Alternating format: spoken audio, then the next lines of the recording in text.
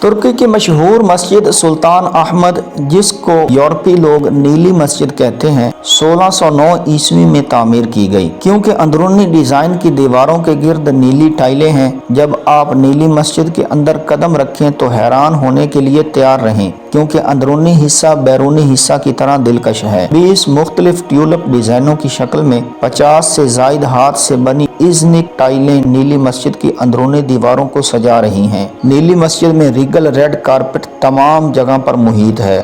قرآنی آیات کے ساتھ خطاطی فوری طور پر آپ کی توجہ حاصل کرے گی۔ اگر آپ استنبول میں دیکھنے کے لیے بہترین مقامات کی تلاش میں ہیں تو نیلی مسجد آپ کو سب سے خوبصورت دعوت پیش کرتی ہے۔ آپ اس کی شان و شوکت سے بالکل مسحور ہو جائیں گے۔ بہت ساری دلچسپ خصوصیات ہیں جو اس مسجد کو بہت شاندار بناتی ہیں۔ کچھ کھو جانے کے بارے میں فکر نہ کریں، کیونکہ آپ کا تجربہ کار استنبول ٹریول گائیڈ آپ کے دورے کے دوران آپ کے ساتھ ہوگا۔ نیلی مسجد کے دروازے نہ صرف نمازیوں کے لیے ہمیشہ کھلے رہتے ہیں جو اپنے مذہب پر عمل کرنا چاہتے ہیں، مسجد ان مسافروں کا بھی خیر مقدم کرتی ہے جو استنبول کی تاریخ سے سیکھ کر اس سے بہتر طور پر واقف ہونا چاہتے ہیں۔ 1609 عیسوی میں اس مشہور نیلی مسجد کی تعمیر شروع کی گئی اور 1616 عیسوی میں یہ تعمیر مکمل کی گئی۔ 17ویں صدی کے عثمانی دور کے باصلاحیت معماروں میں سے ایک اور معروف معمار میمر سینان کے شاگرد نے اس مسجد کی تعمیر کی۔